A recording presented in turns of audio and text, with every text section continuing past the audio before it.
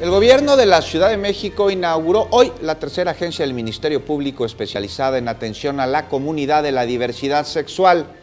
Las instalaciones de esta agencia se ubican en la calle Zarco, esquina Violeta sin número, en la colonia Guerrero, alcaldía de Cuauhtémoc. ¿Cuál es la misión de estas agencias del Ministerio Público? Es atender hechos en los que integrantes de la comunidad LGBTI tengan el carácter de denunciantes, imputados, víctimas o querellantes. Tras recorrer las instalaciones, el mandatario capitalino destacó que este tipo de ministerios públicos son un referente para todo el país por ser espacios donde la inclusión a la justicia es para todas, para todos. Además, dijo que el personal ha sido capacitado por el Consejo para prevenir y eliminar la discriminación en los temas de visión de género, sensibilización en la atención y derechos humanos. Escuchemos.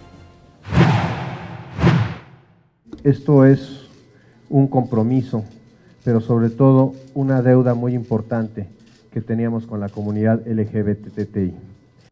¿Cuáles son las principales denuncias o las principales conductas que vemos de homofobia, de lesfobia hacia las personas de la diversidad sexual? Agresiones físicas, insultos, violencia,